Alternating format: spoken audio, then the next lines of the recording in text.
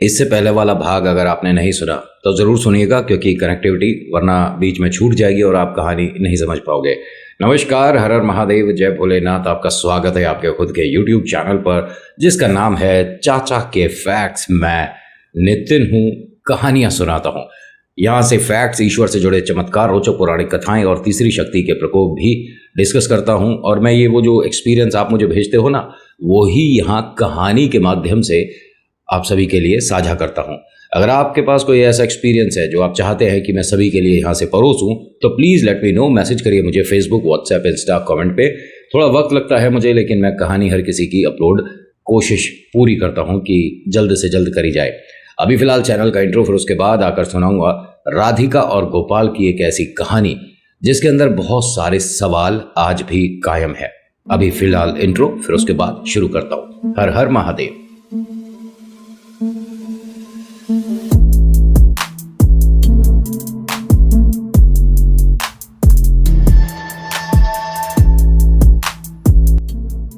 कहानी शुरू करने से पहले एक छोटी सी रिक्वेस्ट है यहाँ पर जितने भी लोग ये वीडियो देखने आए हैं, कि अगर सब्सक्राइब नहीं किया और आप चाहते हैं कुछ कहानियाँ सुनना, आपको पसंद है, आपकी रुचि है, जानना चाहते हैं ईश्वर से जुड़ा कुछ ऐसा अनोखा चमत्कार जो कि आपकी ज़िंदगी में भी बदलाव ला सकता है, तो सब्सक्राइब ज़रूर करिएगा।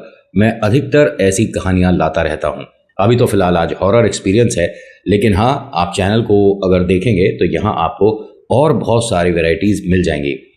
कहानी राधिका और गोपाल की है। ये हमने कहाँ पर छोड़ा था?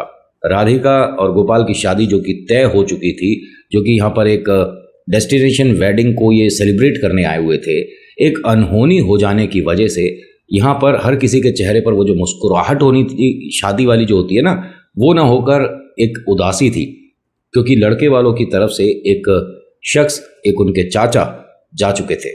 हाँ, उनको न जाने कैसे क्या समस्या हुई और हर किसी ने कहा कि ईश्वर का बुलावा था और वो चले गए। लेकिन यहाँ डर वाली बात क्या आई कि ये जो होने वाले दूल्हे साहब हैं, गोपाल के बारे में बात कर रहा हूँ, ये अपने चाचा की नकल उतारने लग गए थे। इनके हाथ में जो अंगूठी अभी तक किसी ने देखी नहीं थी, ये अंगूठी वो है जो कि इनके चाचा पहना करते थे। और जब उनका क्रियाक्रम हो रहा था उस वक्त ये अंगूठी इन्हें या तो कहते हैं कि सिला देते हैं, ठीक है, सिला देना इन द सेंस कि चलते पानी में आप छोड़ देते हैं मटकी के साथ, तो एक सही रहता है। मतलब इसे मैं प्रॉपर तरीके से कैसे समझाऊं, लेकिन आप किसी भी बड़े बुजुर्ग से पूछ सकते हैं कि जो जा रहा है उसका प्रिय सामान या उसकी कोई वस्तु को घर में नहीं रखना चाहिए। कहीं ना कहीं उनका लगाव अगर रह गया तो वो भी घर से बाहर नहीं होते हैं। इसने ये काम गलत किया क्योंकि ये इसके लिए बनाई हुई अंगूठी थी एक तांत्रिक के द्वारा। ये जो इसने नकल करी और अपने ऊपर मिट्टी डाली, या कह सकता हूं कि अपने आप को परेशान कर रहा था, या मानसिक संतुलन खराब हो गया था, जिसको चलते देख घर वाले सभी चिंतित हो गए थे। इनके पिता को एक्सपीरियंस हुआ कि हाँ, उसकी खिड़की पर एक महिला खड़ी है। राधिका की खिड़की पर एक महिला खड़ी है। राधिका जानती है कि ऐसा कुछ अभी जो चाचा के साथ हुआ है, पिता के साथ भी हो सकता है। पिता यहाँ से वो जो महिला है जो बार बार आ रही है, डरा रही है इसकी बिटिया को, उससे सवाल जवाब करने के लिए इस होटल के अंदर, इस बड़े से शादी स्थल के अंदर जाने के लिए तेजी से अंदर गए।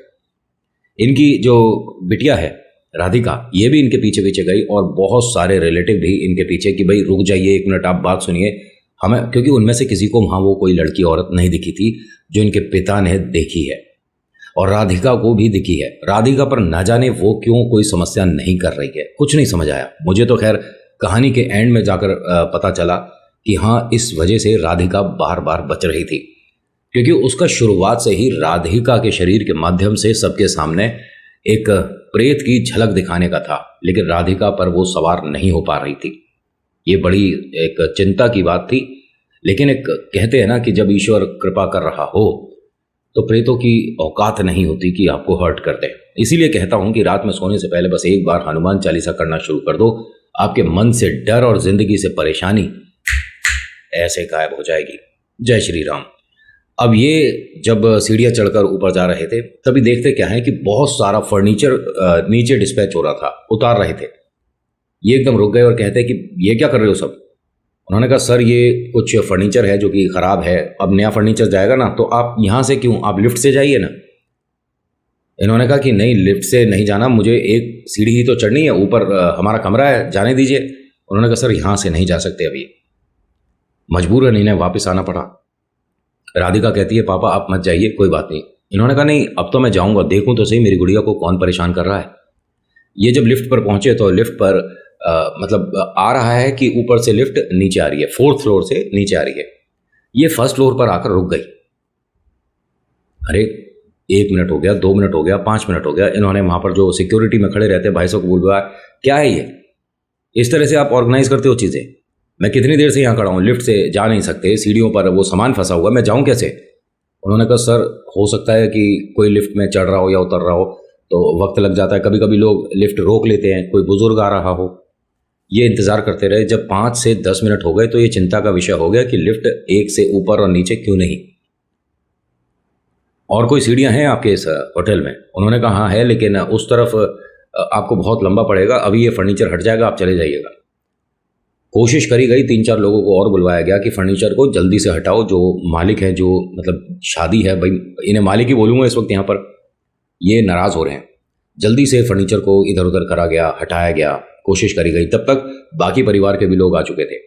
भाई साहब क्या हो गया, आपने किसे देखा है, क्यों जा रहे हो? उन्होंने कहा वो जो औरत है ना, वो वहाँ से भी कुछ डराने की ही कोशिश कर रही थी।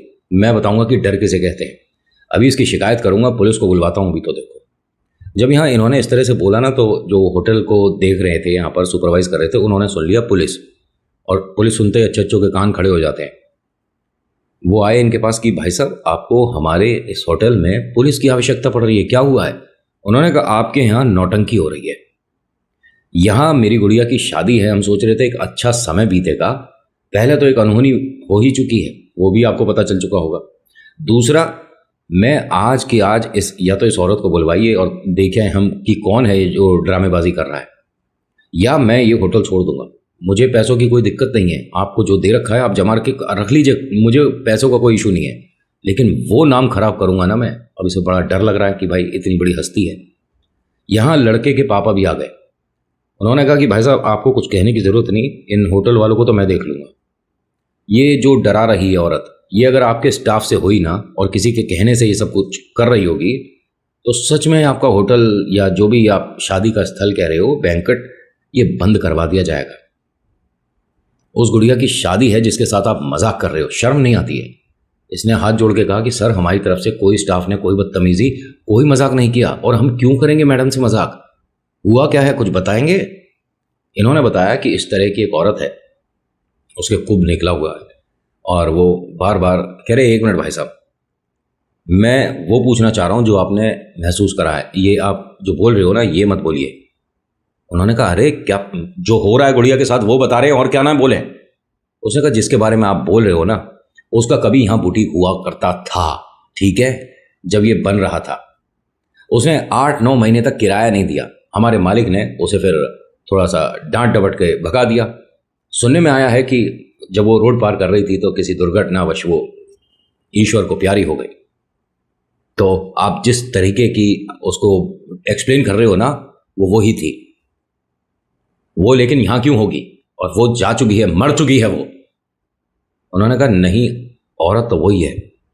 लड़की अब यहाँ ज़्यादा डर रही है, अपना पापा का हाथ पकड़ के कहती है पापा मैंने यहाँ रुकना ही नहीं है, क्योंकि जिस औरत को मैंने देखा है वो ये बता रहे हैं कि कुछ समय पहले वो यहाँ से जा चुकी है, मर चुकी है। मैंने अपने कमरे में देखा है पापा। अब ये होटल के जो मैनेजर साहब हैं, इन्हें भी थोड़ा अब डर लग रहा है। देखिए बहुत से लोग हैं बोल देते हैं, वीडियो के कमेंट सेक्शन में बोल देते हैं कि भूत प्रेत मेरे सामने ला, मैं तुझे 1 रुपया दूंगा, मैं तुझे 2 रुपये दूंगा। मुझे ज़रूरत नहीं है पैसों की, ईश्वर की कृपा है, कोई आफत नहीं आ रही। हर जगह पैसा पैसा पैसा नहीं होता, ठीक है, लेकिन हाँ उन पैसों को आप अपने पास रखिए, जोड़िए, कभी वक्त ज़रूरत पड़ी, मेहंदीपुर बालाजी जाना पड़ गया तो किराए में काम आएंगे। समझदार को इशारा काफ़ी है। बाकी मैं तो चाहता हूँ बस आप इसे एक कहानी मानो और थोड़ा सा एंटरटेन हो जाओ, है ना। मैं कोई यहाँ पर प्रेत बाधा पर यकीन करो कहने वाला कोई नहीं होता। ईश्वर सबकी रक्षा करे। हमारी मानसिकता ईश्वर के प्रति ज़्यादा मतलब प्यार और लगाव होना चाहिए, प्रेतों की तरफ नहीं होना चाहिए। कुछ लोगों के कमेंट आए हैं मेरे पास इंस्टा पर कि किसी अच्छे तांत्रिक का नंबर बता दीजिए, तो आप गूगल करिए, कोई ना कोई आपके संपर्क में ज़रूर आ जाएंगे। और मैं हाथ जोड़कर विनती करता हूँ कि जितना दूर रहा जाए उतना बेहतर है, क्योंकि आप उनको समझ नहीं पाओगे। वो विद्या जिसे लोग एक अजीब विद्या या काला जादू या पता नहीं क्या क्या बोलते हैं, वो विद्या वास्तव में वैसी नहीं होती। लोगों की सोच ने उसे एक नेगेटिव शब्द बना दिया है। टोटका, तांत्रिक। टोटका सिर्फ और सिर्फ ये ख़राब में नहीं होता। कोई उतारा होता है, आपके नज़र लगती है, आपकी मम्मा आपको नज़र उतारती है ना, इसे भी एक तरह का टोटका बोलते हैं। क्या कहोगे कि मम्मा आप पर टोटका कर रही हैं? ऐसा नहीं है ना। खैर, इन सभी बातों को फिर कभी करेंगे, अभी फ़िलहाल कहानी पर रहते हैं। यहाँ ये चीज़ तो कंफर्म हो गई कि जो औरत दिख रही है वो जा चुकी है। दूसरा डरने की वजह ये कि वो इसे बार बार अपने कमरे में दिख रही है। मैनेजर साहब ने इस बात को संभालने के लिए बोला कि आप सभी लोग अपने फर्स्ट फ्लोर से शिफ्ट होकर ग्राउंड पर आ जाइए। जो ग्राउंड पर कुछ परिवार आए हुए हैं इनको हम शिफ्ट कर देंगे सेकंड और थर्ड फ्लोर पे। मैं फर्स्ट फ्लोर को पूरा परमानेंट बंद करा दूंगा, लेकिन आप यहाँ से शादी कैंसिल मत करिए, हमारा बहुत नाम खराब हो जाएगा। इनको बात समझ आई। देखिए, व्यापारी लोग हैं तो दूसरे का नुकसान करना कोई नहीं चाहता। पापा से कहती है कि चलिए पापा ठीक है, लेकिन अगर ये दोबारा हुआ, उन्होंने कहा नहीं होगा, बिल्कुल नहीं होगा, आप निश्चिंत रहिए, कुछ नहीं होगा, कोई प्रॉब्लम नहीं होगी। मैनेजर ने किस बिहाफ पे बोल दिया ये सारी बातें, उसे क्या पता। प्रेतों को समझने की तेरी हैसियत नहीं, तेरी औकात नहीं, तुझे कुछ पता नहीं, उसके बाद भी तू गारंटी ले रहा है कि यहां पर कुछ नहीं होगा। अरे चार दीवारी खड़ी कर देने से आप प्रेतों को नहीं रोक सकते हो, और उसको तो बिल्कुल नहीं रोक सकते जिसने एक बार ये ठान लिया कि इस शरीर पर घर करना है। समझ रहे हो? बार बार उसको दिखना या उसके इर्द गिर्द जो आ रहा है उसे समझा रहा है, उसे सिखा रहा है, या उसे ये बता रहा है कि जो तू देख रही है ऐसा कुछ भी नहीं है, या जिसे तू देख रही है इसे तो मैं अभी ठीक करता हूं, उसको वो सबक सिखा रही है। अभी इनके पिता का नंबर है, लेकिन पिता उस तक पहुंच नहीं रहे थे। सीढ़ियों पर ही बात चल रही थी ये सारी, लेकिन वो पिता तक पहुंच सकती है ना।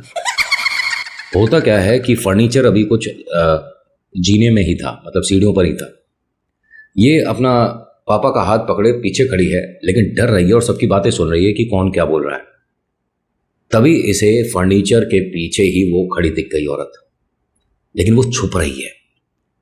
अब ये जिस तरह से इसने अपने पापा का हाथ पकड़ रखा था, वो हाथ कांपने लग गया एकदम से। पापा ने पूछा कि बेटा क्या हो गया, तू ठीक है? पापा वो आ गई, पापा वो आ गई, वो आ गई, पापा आ गई, वो सामने सामने है पापा। इसके पापा ने इसको देखा कि क्या बोल रही है तू। अब जब इसके पापा पलटे तो वो जो इसको दिख रही थी, इसके पापा को एकदम क्लियर दिख रही है।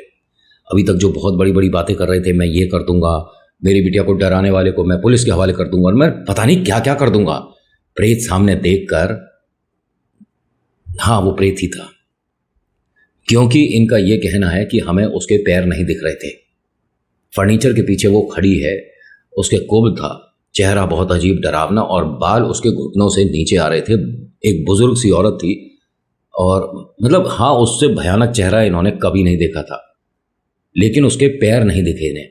ऐसा इनका कहना है कि जो झलक हमें दिखी, और वो एकदम से फर्नीचर के पीछे हो गई, जैसे कि वो बस अपनी झलक दिखाकर हट गई। इसके पापा ने इस तरह से हाथ का इशारा किया। अब सभी लोग जो बात कर रहे थे और जो कुछ फर्नीचर उतार रहे थे, सभी लोगों ने उस फर्नीचर की तरफ देखा जिस तरफ इशारा किया। इसके पीछे कोई है, यही है जो मेरी बिटिया को डरा रही है। कौन है इसके पीछे? फर्नीचर हटाओ, अभी हटाओ। तो फर्नीचर को वहां से फेंका गया। इतना एकदम वो गुस्से में हो गए, और बाकी सब लोग भी, हटाओ इस फर्नीचर को, अभी हटाओ, हम देखते हैं। कोई नहीं निकला। वहां से एक बिल्ली गई। छलावे के बारे में आपको पता होगा कि ये किसी भी तरीके का रूप धारण करने में सक्षम है, लेकिन छलावा 3 रूप नहीं बनाता। एक तो डॉगी के रूप नहीं बनते, दूसरा बाज का रूप नहीं बना सकते, तीसरा पैंथर नहीं बना सकते।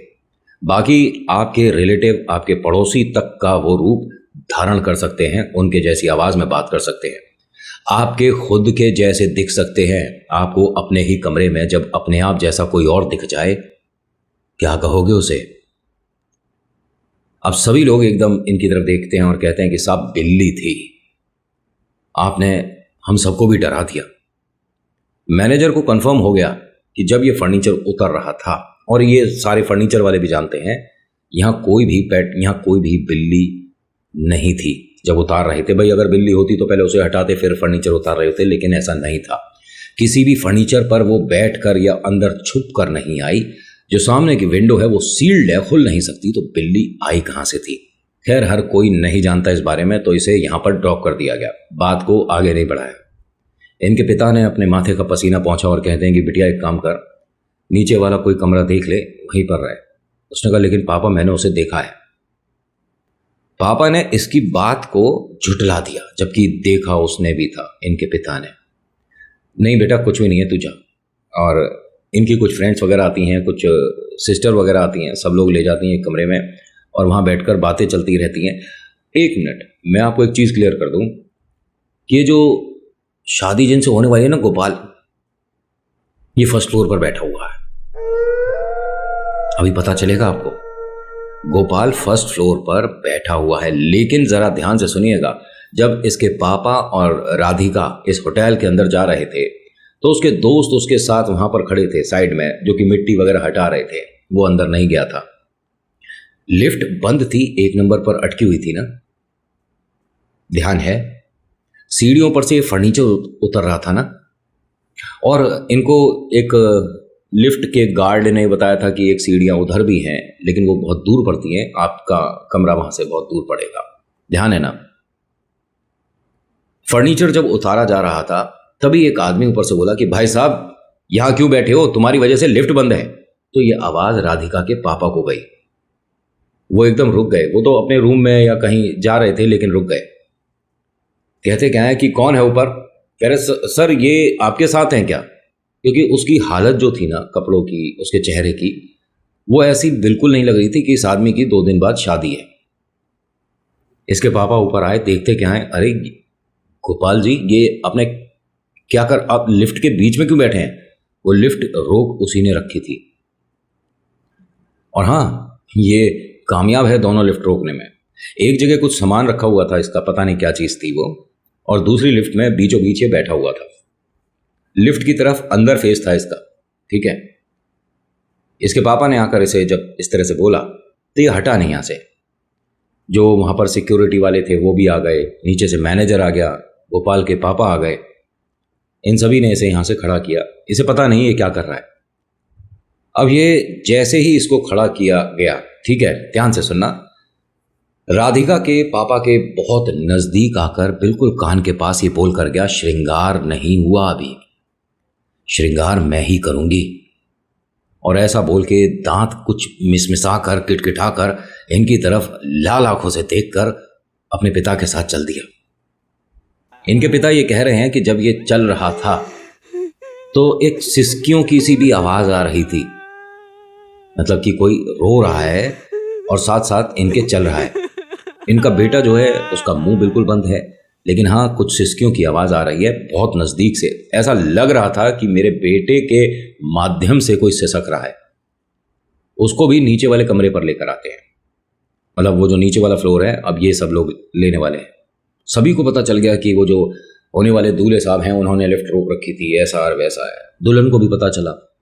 अब ये सीधा वो उसके कमरे में गई और देखती क्या वहाँ तमाम लोग खड़े हैं, उससे पूछ रहे हैं कि तुमने लिफ्ट क्यों रोकी थी, तुम यहाँ कैसे आए, ये भी जानना चाहती है। ये अभी तो सभी को बस देख रहा था, समझ पा रहा नहीं था कि हो क्या रहा है यहाँ। राधिका को देखते के साथ ही एकदम मुस्कुराने लगा। बोलता है कि बिटिया यहाँ आकर बैठ जा, यहाँ बैठ जा।